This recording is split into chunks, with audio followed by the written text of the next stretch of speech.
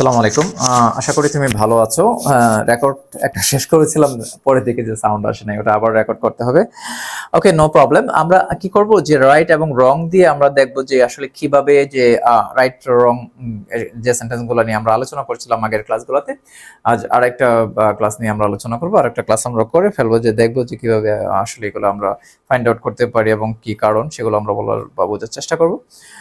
এবং আমরা এই ক্লাসটা সুন্দর করে করব এবং প্র্যাকটিসগুলো করব। সো প্রথমে তুমি দেখতে পাচ্ছ যে আই ওয়াজ ঠিক আছে তো এখন? হ্যাঁ, আই ওয়াজ টেল মানে কি আমাকে বলা হয়েছিল। হ্যাঁ, এটা আই ওয়াজ টেল না হয়ে আই ওয়াজ টোল্ড হবে, কারণ আমরা প্যাসিভে এই জিনিসগুলো পড়ে আসছি আগে যে আমাকে বলা হয়েছিল।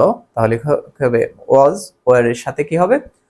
টেল হবে না, টোল্ড হবে, ভি3 ফর্মটা হবে। হ্যাঁ, তাহলে আই ওয়াজ টোল্ড আমাকে বলা হয়েছিল। হ্যাঁ, আমাকে মানে ইনফর্ম করা হয়েছিল। তাহলে কি হবে? I was informed. ইনফর্ম হবে না, আই ওয়াজ ইনফর্মড। তাদেরকে ইনফর্ম করা হয়েছিল, দে ওয়ার ইনফর্মড। তাদেরকে ইনফর্ম করা হয়েছিল। ওকে, she has 3 years old son। তার একটা কি আছে? 3 বছরের ছেলে সন্তান আছে। তাহলে এটা এখানে ভুল কি? ইয়ার্স আমরা লিখেছি, কিন্তু ইয়ার্স হবে না, এখানে ইয়ার হবে। She has a 3 year old son, কারণ 3 year old son এটা হলো পুরোটা একটা ফ্রেজ, একজনের কথা বলা হয়েছে। সো এই জন্য 3 years না হয়ে 3 year হবে। She is a most beautiful girl. She is a হবে না, শি ইজ দ্য, কারণ মোস্ট ব্যবহার করা হয়েছে এখানে, সেই জন্য she is the most beautiful girl.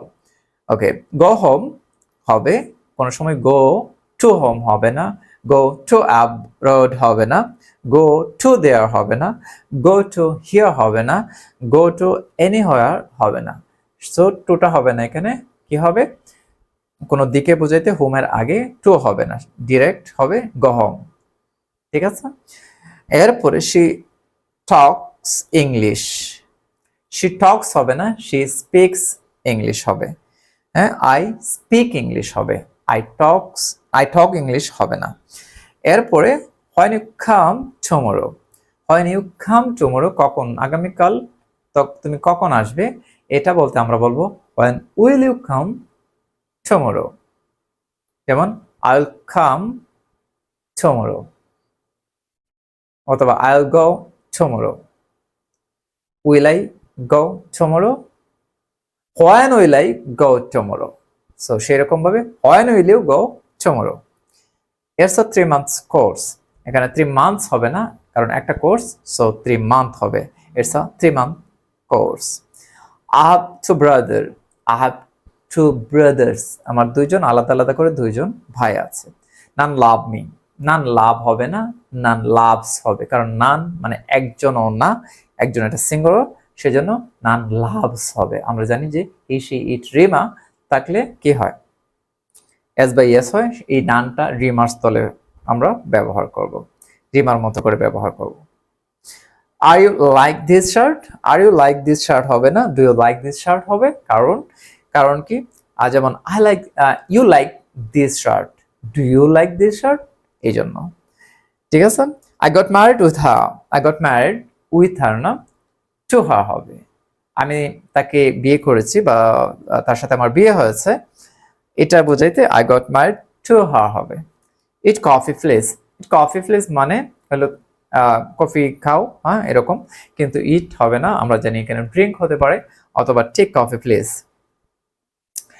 I left from home, আমি বাড়ি থেকে বের হয়েছিলাম, তো আই লেফট ফ্রম হোম হবে না, আই লেফট হোম হবে সরাসরি, আই লেফট হোম।